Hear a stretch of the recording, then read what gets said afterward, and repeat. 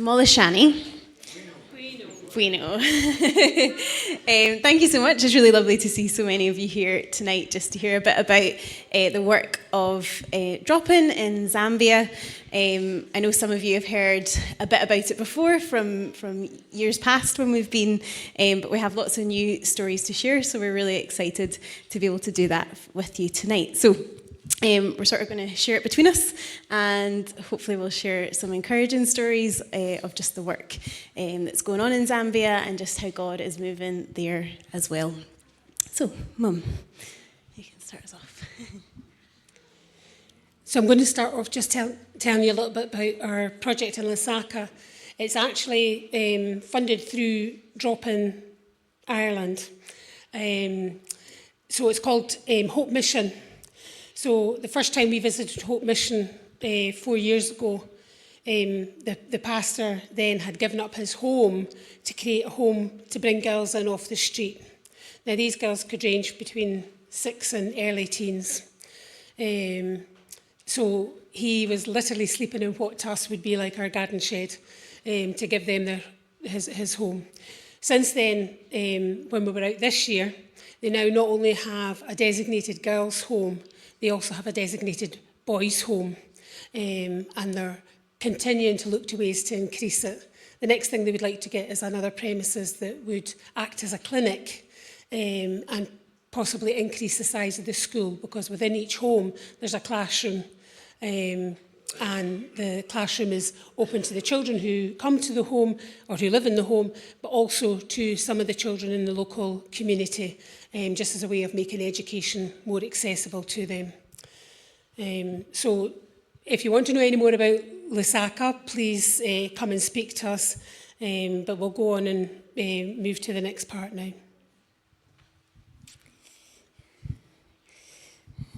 So I feel like this needs a feature every time we talk about our trip to Zambia, because the blessing of this small little plane is really hard to describe unless you've been in a car for 15 hours with the potholes and the non-existent roads. So yes, this is our little flight up to Kasama. It's a 30-seater, and honestly can't describe how much of a blessing it is, especially when you're travelling for such a short amount of time. It's lovely just to be able to save some time in your travels and save some energy, even because after 15 hours of travelling, you're not really up for too much. So we had our flight up to from Laka to Kasama, and our first stop was to visit with our school and to visit with Catherine and the children in there. And although it was their school holidays, they were off because they're at the other side of the equator than us. Their winter is our summer, so this is a time when they have a longer chunk of time off school. So the kids weren't in school, but they were amazing, and about 300 of the kids came in to visit us. So we had a really good time with them at, that morning, and Mum's going to tell us a little bit more about that. So as always, when we arrived at the school, we got the most amazing welcome from the kids and from the teachers who were there. As Amy said, it was during the holidays, so not all the teachers had been able to come in, but a good number of them had come in. And the school at the moment is supporting 757 children, which is quite amazing if you think, from just right here in Rich Hill is supporting just one project. Catherine had arranged so that the children were divided into sort of 4 groups, so one in each classroom. The way the school operates, because the school is so heavily subscribed to, they have the younger kids in classes in the morning, and then they have the older kids in class in the afternoon. But to try and change that, one of the things that Catherine's been working on since before we went out last year is having some bricks made locally. So whenever there's been any spare money, they've had people locally make them bricks. And when we were there last year, we thought, wow, that's a big pile of bricks. And when we went this year, it was like a building in itself. They've got so many of them ready. So the way the school sits, it's just a long block, and it faces onto what was the playing field. So what's going to happen now is that playing field has been sacrificed, if you like, to build the new block on, so it will face into the existing block. So there's a massive amount of work being done in clearing a new sports field because the school recognises how important sports and fitness things are for children, and what a good way it is to help them to engage in their education programme. So they've cleared an entirely new field. So before, when you drove up, and Robert will tell you, Robert was involved in building the original school and the original road. But when you turn off what really is a dirt track to us, but it's the main road into the road up to the school, it's like, I don't even see where the road is, never mind where the turn is. But anyway, you turn and lo and behold, there's a road going up. And before, you were almost at the school before you could see the school itself. And it's a big building, it's a long block. You'll see, is there a picture of the actual school block? No. So this is the welcome that we get from the children when they come. But now they've got the new sports field cleared, so you can see it from almost about, halfway along the road, you can see the school opening up. And it's just really wonderful to see the changes and the progress that's been made. So Catherine had it split, had the children who'd come in divided into 4 groups, so we were visiting them in each of the 4 classrooms, and we spent time doing a little bit of like Bible stories and just fun activities with them, singing songs, and they sang songs to us. So, you have children who, when you speak to them, they're so painfully shy and you can hardly even hear them talk. And then when they sing, they've got this booming voice that would actually almost deafen you. It's wonderful to hear, really nice to hear.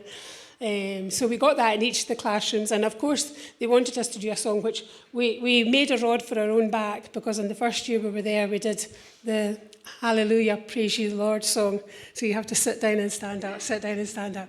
So my knees are getting old for doing that now, but of course we had to do that, they wanted to do that one, so we did that with them as well, and then they sang us some songs too. After we'd spent time in each of the classrooms, we had the pleasure of spending a bit of time with the teachers and who were there, and with Catherine, and they were able to tell us some of the other things that are happening in the school.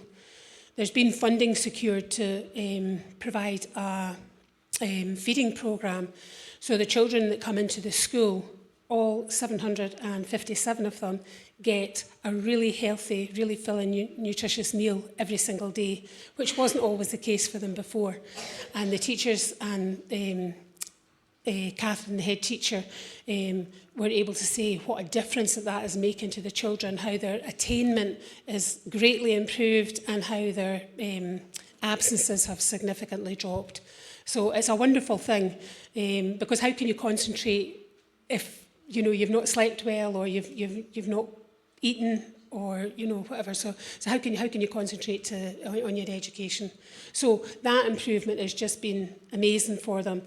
So we're looking forward to seeing the progress on the new school block next year. Just keep them in your prayers. Just pray for favour, and pray for provision in having this new school block built. Because it would just make such a difference. It would mean that all the children could be in school for a day, rather than trying to do it in half day, which is a real pressure for the teachers. It's a lot of work for the teachers, so it would just make it so much easier for them and for the children if they were able to attend full days. So they're very grateful for everything that comes from drop-in, and they wanted us to give our regards to everybody and to the people who support the organisation, and everybody who even just buys something from one of our shops. That £1 makes such a massive difference to the school, to the project. Okay. And as a church, if you are someone who gives financially, as a church, we also financially support the school here. So know that you are part of these children getting their education if you are given financially to church here. So then we headed up to, as in Kasama, we were staying with Richard and Lana. So they're our newer partners in Kasama. They moved about a year and a half ago. They moved to Kasama from a town called Kabwe, which is about 3 hours outside of the capital. They were working for another charity called OM. And just they were in a season where they felt like God was moving them onto something new, and they didn't quite know what that was. And then we met them, and Ronnie and Carolyn were with us that year, and they had a conversation with them about what would it look like maybe for you to join with the work that's already going on in Kasama. So they, Lana's not in this picture, but this is Richard on the left here. They have moved up to Kasama. They've now been there for a year and a half, and you'll hear as we go on just all the different things that they have been able to achieve so far in a year and a half, because I think it's not really, in the scheme of life, a year and a half is not a long period of time, and especially when you're moving into a new community with very little support and very little resources in that place. It's really incredible to see what they've been able to achieve in just the short space of time that they've been there. The couple on the right-hand side here are the pastor and his wife, Arnold and Maureen, and they are the pastors of the church that Richard and Lana have been attending in Kasama. It's a small church, and it's very family, and it felt very much like being at home. When we visited them, we got to see them last year and spend some time with them, and then we got to spend some time with them this year. And so they were about to head off on some ministry.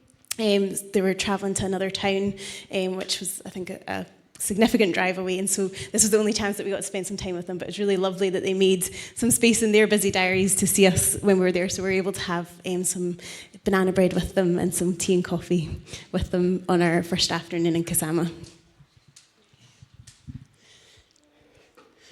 So Pastor Arnold and his wife Maureen, and they have 3 sons and a daughter. The daughter is 22, maybe 23 now. They've been sitting on my heart since last year, when we first had a conversation with them, and they told their story that they had, Pastor Arnold had a very successful business, and they had a nice life, they had a nice home, and then he felt called into ministry. So as a family, they're called. It can't be done in isolation. So it meant a lot of sacrifices for the family. And one of the things it meant was that the family didn't have money to provide university access for their oldest daughter, Evelyn. So it'd kind of been on my heart since last year. And throughout this year, we've done various little things of trying to sort of raise bits of money and things. And it had just been in my heart that we were going to sponsor Evelyn for her university. And without wanting to embarrass anybody, but just during the storm, all our fences around our house came down. And I was like, oh God, I have this money. We have this need now for ourselves, but we have this commitment that we've made to them. I think, how on earth are we going to do this? And Paul had put up on, Paul Gwynn had put up on our family page, our church page, that if anybody needed help with fence repairs, to let him know. So I did, and I asked him, could he come out and give us a quote, how much it would take, etc., etc. Anyway, Paul was halfway through doing our fences, and I said to him, look, you need to tell me how much we owe you, because I don't want you being out of pocket for our fences. And Paul told me that I'm going to cry.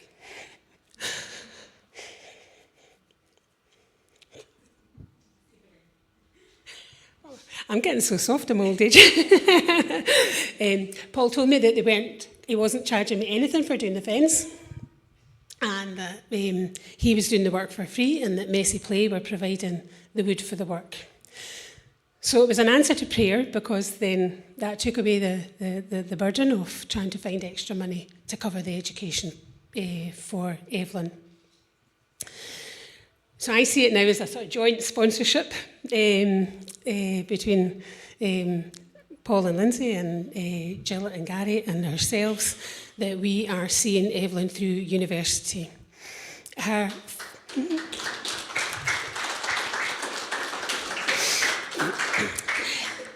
Do you know, it's a privilege to do it. I think if it's my child and they have a need, I would want it met. And I think if we have it in our power to meet that need for somebody else, I think it's, as Christians, I think that's our duty to do that. So when we met with Pastor Arnold and his wife Maureen, they just absolutely couldn't believe that this burden had been taken from them. So it passes down the line, you know, so I felt the burden of paying for our fencing repair and things had been taken from us. They felt that the burden of the education had been taken from them. And I just know that Evelyn's going to go on and she's going to do something great. And she'll then be a blessing for the blessing that she's received. So it was a real privilege to be able to do that and to share that with them. And I've never seen a girl go from looking pretty sad, never having really seen her smile, and that's the honest truth, to just, she could not stop smiling. She could not stop smiling. So she'll start university in September. It's just such a blessing to be able to do that and to share it. So God's good. He answers our prayers and he meets our needs.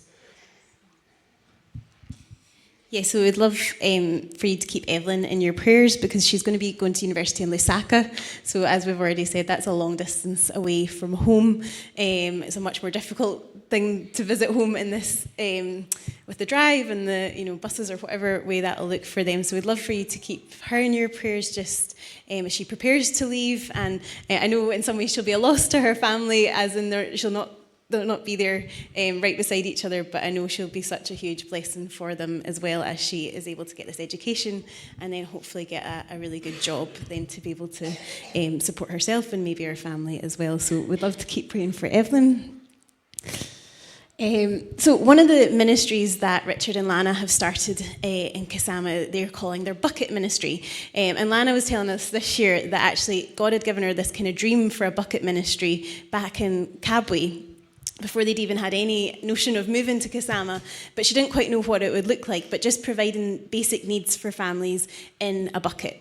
Now, I suppose the reason they chose the bucket was because the buckets are actually really useful for their families. Sometimes they'll use it as a way of washing. They'll collect water at the well and they'll use it to wash themselves. They'll use it to carry things. They're about kind of 10 to 15 litre buckets, so they're a decent size. But they're, in some ways, it's kind of like our shoe boxes that we do. It's filling it with basic essentials or essential supplies, and then distributing them to families that they come across. So this time Lana said, I think the last time we went out we maybe made up 10 buckets together.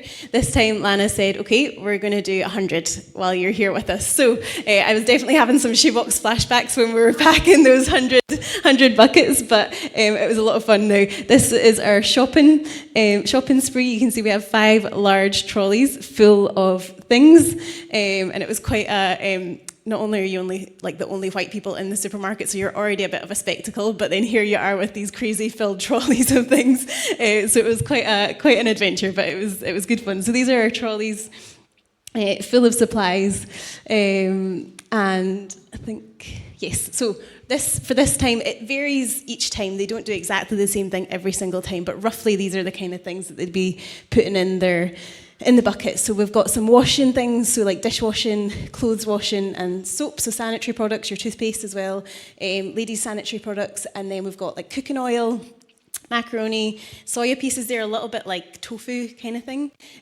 popcorn, some salt, and all of that fits inside the buckets.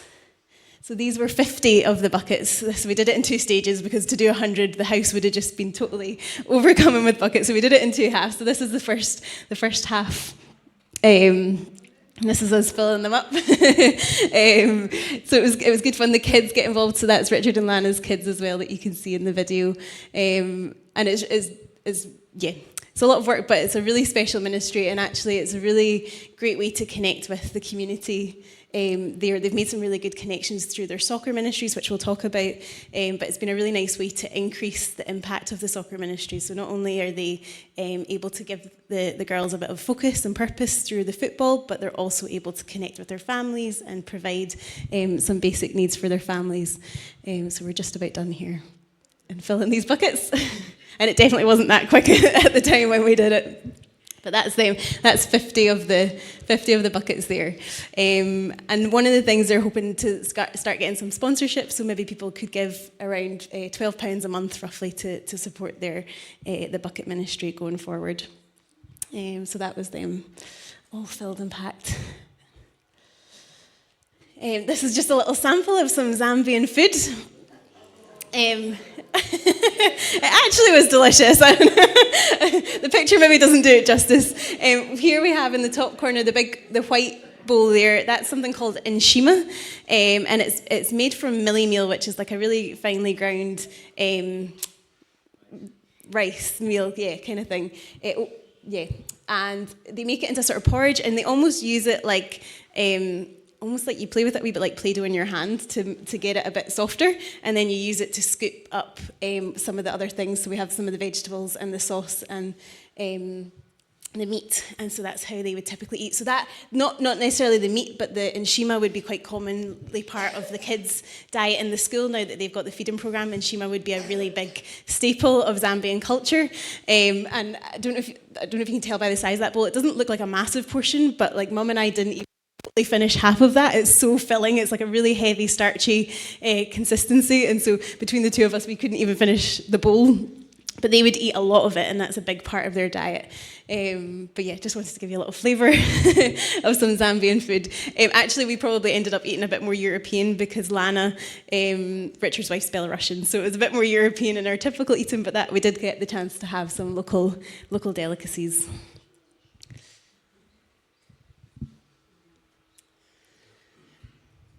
So this photograph, this is in a village called Malambe, and this is one of the new contacts that Richard and Lana have made over the past year and a half that they've been there. So we visited Malambe last year as well. It was one of the first projects that they set up, and they have their sports ministry there. So as Jim will attest, I am not a football fan, but I sat through a game of football and cheered them on. Knew nothing about what was happening, but anyway, cheered them on regardless. And then after we'd played the game, we would have food, and then we would do a Bible study with them. So we just did a short devotional. We shared a devotional with them, and really it was just about just encouraging them to believe in themselves, to know that they can do more, that they can be more, that they don't need to stay stuck in unemployment, that they can achieve whatever they set out to achieve. So we did that with them, and then we did some Bible stories, just in a fun way, and some songs again. And then the girls, again, they sang for us, which was absolutely wonderful to hear. We should have incorporated a wee video of them. I have some on my phone if anybody wants to hear it afterwards, because their voices are just something else to hear. Whenever we were welcomed in any of the villages, the village leaders, they would be very welcoming to us, and they're just astounded by what's happening for their children, for their community. So they're just very grateful for the impact that it's having in their community, and they're very welcoming. And then one of the ladies, one of the leaders there, she also then shared a short devotional for us as well, which was very special. It was really nice to hear. And they speak such good English. My Bemba is Molashani, and that just means hello, welcome, whatever. So, but they were very, very good, and the girls are just so engaged in what we're doing with them, and just really responsive to everything that we did. So it was very heartening to see. So they have four girls football team, and when I say girls, really it's young adults, so you're talking probably 16 up to around 25. So they all, they started with one, and they now have 4 different locations that they have teams in. So the teams they found actually that the girls, because they initially had started, they had a boys and a girls team, and they just found initially that the girls were the ones that were showing up and being consistent and coming to training and coming to practice and all of that. And so because they're limited in the resources, really, it's just the two of them. They now do have some coaches that provide support as well, but initially it was just the two of them, and so they decided to focus their attention on the girls teams. So that's why it's the girls teams that they're supporting at the minute. But really, it's been a great avenue for them to connect with communities. So this one, Malambe, it's been a great connection for them. And then the next one is a place called Chabakila. And it is a very remote village. So this is the main road. Like, there's no other road into this village. This is the road, and that's basically what it looks like for around an hour of driving. You also have to cross a river, so there's like a ford that you kind of go across in the river, but there's like a 6 foot, maybe more, 8 foot drop at one side, and then you've got a lake on the other side of you, so it is very, very remote community. But there's some, this is them welcoming us as we arrived. And this community especially, and I don't know, is it partly because it is so remote, they have been really, really engaged in connecting with Richard and Lana. They really, really appreciate the connections now that they have with Richard and Lana, but they also, they're very giving themselves. And so when you're arriving, they're singing songs with you. We pulled up and parked the car, and when we got out, you could just hear these voices. Before you could even see them, you could hear voices singing, and then next thing there's this line of girls and young people coming down from where their house is, and they were singing to welcome us and to greet us to their village. And then they also had a few things prepared to like present to us, you know, some songs and a poem or two. And so they've really, really have taken hold of this opportunity that Richard and Lana have been able to offer them, and they're really, really engaged with it. So this is their football pitch. Again, we got to watch another round of football. And the girls just love it. They really do. I think it's been such a blessing for them. And I think even the communities are really getting behind it, because if you can imagine that you have to travel for an hour and a half on this dirt track to get to this community, there really is like no entertainment for them. You know, they have a couple of wind-up radios, but that's about the extent of the entertainment they have for the community. So when they have a football match to come out and watch, the community really get behind them and come and support them and are cheering from the sidelines, probably a bit heckling too, but you maybe don't understand. But they really get behind them, and I think it's been a real blessing for the community as well to have something for the community to really get behind. So this is them. We brought the buckets to them as well, so that when we were there, we were able to give all the team, the players, a bucket, as well as the coaches. So each team now has between 2 and 4 coaches, depending just on the area that they're in, and all of them have been really committed to showing up and to playing and to doing the work and the training. And they also they play there's like a league for their age group playing, so they've really been doing well in that. This is the outside one of the houses of the village leader.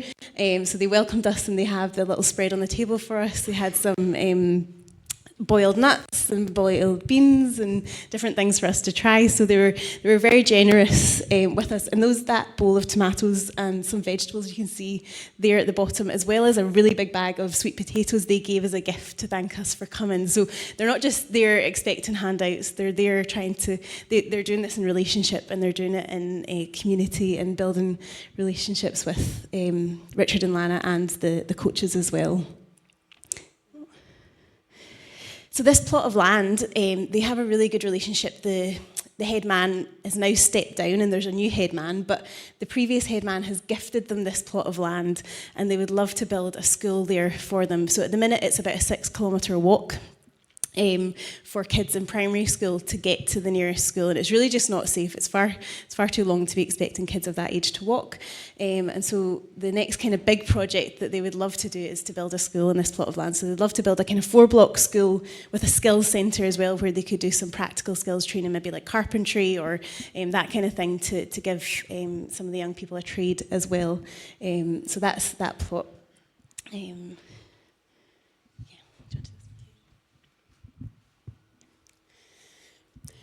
So one of the extensions that have come out from the sports ministry and the bucket ministry is that it's allowed Richard and Lana to assess other needs that were in the community. would you hold up and I'll put this on? Yeah. So this piece of fabric, a piece of fabric just like that, it's not finished or anything, this would be called a chitenge. Yeah, got it right. And the women and the girls would just wrap it around themselves like that. They can do it so much nicer than I can do it, and they just tuck it in, and that acts as their skirt for during the day, their clothes. If in the colder weather or in the rainy season, they'll put it over themselves like this to protect themselves.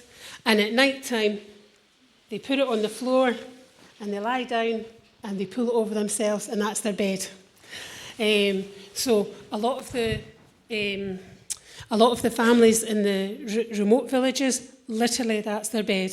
So they would wear it, they use it for protection, and then they use it for their bed for night. So, and particularly you have a lot of older people in the villages, often maybe looking after grandchildren and things like that as well. So Richard and Lana have been trying to provide beds and bedding for all of these families as well. And do you know, they've not done it all yet, but they've made a great headway. And again, through this, they came into contact with, when they're at the villages and they're given all these donations of sweet potatoes and maize and vegetables and things, sometimes it's more than Richard and Lana would be able to use on themselves. So they made a connection with an orphanage, which is in Kasama. So they would often donate a large proportion of what they're given in that way to the orphanage. When they visited the orphanage, they found that the girls had very thin mattresses to sleep on, just on the floor, which they would roll up during the day. And the boys had nothing. They literally were sleeping on the floor. So Richard and Lana made that a priority, and they have provided them now. So all of the children have proper beds, proper mattresses, and proper bedding, which is quite a phenomenal achievement in a very short space of time. So they're trying to do this into the villages as well, where there's a need, they will provide these things for them. But do you know, as Amy said, the people, they're so generous, you don't go anywhere without coming away with some kind of gift. This chitenge that we have here, this was a gift from the pastor and Maureen, and it was just their way of giving a sort of nominal thanks for the support and things that we've offered them as a family. People would give us maybe a small coffee or just the vegetables and things that, you know, so they're not people who want to take. They have pride, they want to do well, and they work hard, and they'll take opportunities that they get. So even Richard and Lana set up a small shop in Kasama to sell Avon, of all things. Lana would have done this before as a way of earning income for herself when she was down in Kabwe, and she's been able to carry on doing it up in Kasama, although the logistics of getting the stuff there can be challenging. But they also then use the shop as a way to sell produce that is produced locally, such as a selection of these things. We got these from Lana's shop as a way of trying to support her. One of the other things that we suggested to them, the shop that they have was quite a long, narrow unit, so they divided it so it was just a nice size, small sort of square shop that they could use, but they have a large backroom area.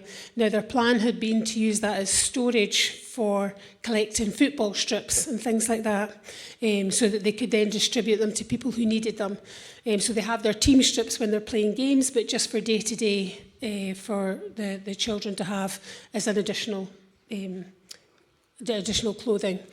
But in the meantime, they haven't got that, so we had suggested that they could actually offer out their back room to people who would be able to maybe do some sewing. There's some bags there that some girls made for us last year, and there's a couple of different ones that were made this year that we brought back with us.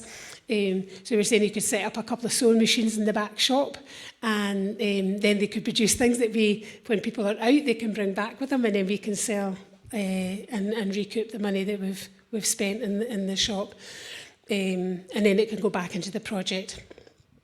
So they've actually started to do that. So Maureen is one of the people who's going to start this as a small business, and it'll be a way of helping to support Evelyn and her other children as they're going on into their education as well. So there's lots and lots of things happening. I've kind of just gone off my village. That I can't even remember what it's. I can't even say it. Tell me what it's called. Kateshi, sorry. So this was our third village. It's just everything has a knock-on effect to everything else. So because they've seen the need for the mattresses, they had the opportunity to get into the orphanage. Because they've seen the need to try and create employment, they created the shop, and then they were able to offer 4 girls employment in the shop. Sorry. And Evelyn was one of them, yeah.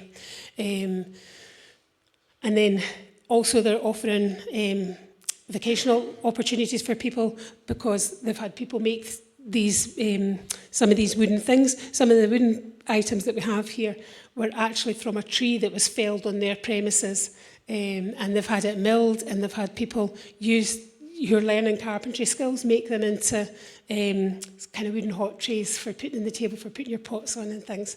So each thing knocks on to the next. So it's amazing how just a small thing can change and evolve, and just meeting the challenges that the people are facing, and just creating such a difference in their lives.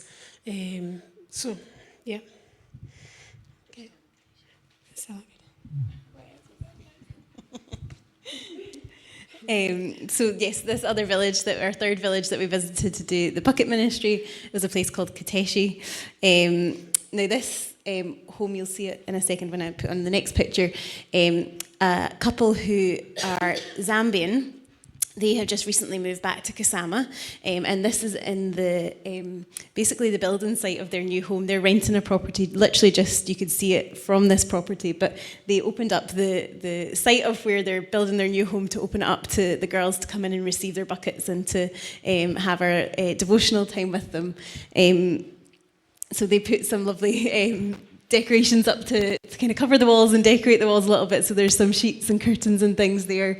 And I don't know if you can imagine, but it was certainly quite warm because the girls had just been playing football. So there was about 20 odd players and all of us crammed into this little space. So it was quite nice having some fresh air coming in. But they were singing for us. And so one of the teams here, the team that's in the maroon and white, you can sort of see them to this side. They are part of OM. So Richard and Lana have been able to keep a really good connection with OM, and their team's called Dream Team.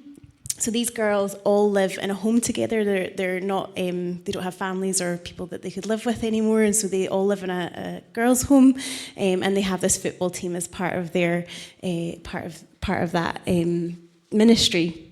So they have a really good connection with them, and so the girls' home also sometimes would be a place that Richard and Lana would send some of the extra gifts that they're given, whether it's the sweet potatoes or whatever surplus they have, they would often send to them. So they were sharing some songs with us, and we were sharing some songs with them. If you look at the back corner, you can see the sort of doorway. It was really funny. I was saying to Mum, it felt a wee bit like, you know, the story of the men trying to get their sick friend to Jesus, and they end up lowering him through the roof because there's so many people that they can't see him and they can't get to him. So it kind of felt like that, because if you watch this back corner when I click to the next, you can see how many people have gathered outside. You literally couldn't, it was like you looked up after a second and all of a sudden all you could see was faces just peering in at the door from the local community that they'd come, that they also wanted to hear. And so this is a newer connection that they have in Kateshi. And so it's really nice, just actually it really felt like they definitely were engaged in the other places we went to, but there was just a level of engagement there which was really nice for it being such a new project and a new connection, and even just having people from the local community wanting to hear what was happening and to engage with it. So it was quite fun, just that kind of seeing all those faces outside the door. It was like you were a celebrity in the in the village. So this is one of the teams. This is the drop-in team getting their buckets, and we also brought some bread, their bread rolls that are in the packets that they're holding up as well. And then that's the OM team. And so this is Richard and Lana. Sorry, that was meant to be an earlier slide so that you could see them. So this is Richard and Lana and their kids, Kim and Mia. And for some of you would remember that we were praying for Kim because he was really sick with malaria earlier in March. And so it's been a really difficult year for the family. They've achieved a lot and they've done a lot, and it's really been incredible just seeing how God has moved and how God is using them to impact Kasama. But it's been a really challenging year for them as well. So we'd really love... we're going to have a couple of songs just at the end here and an opportunity just to pray. But we'd love for you to keep them in your prayers. They are isolated. You know, it's not just like it's one thing to go somewhere and to be far from your family, but they are so remote. Kasama is a really remote place. It's not easy to visit. It's not easy to get to, and it's not even easy for them to go and visit other people because it's such an expensive thing for them to go and. They're going to have some time in Belarus in June, and so it's lovely that they're able to do that. But it is difficult for them, and so just not having their support network around them, I think they just would really appreciate your prayers and just to hold them up in prayer as they journey this. They really do feel like God's given them a heart for Kasama, that He's given them the patience to just endure the challenges, but it still doesn't take away the fact that there are challenges, and so it would be really lovely to just pray for them. And for the kids as well, because it's a big upheaval for them, like we were saying with Arnold and Maureen, that, you know, it's a family thing, right? So they're part of this as well. And so thankfully Kim has settled into a really good school, and Mia's going to be going to school in September, and so even that would be good to pray for just as she settles in there as well. Anything else you want to pray for?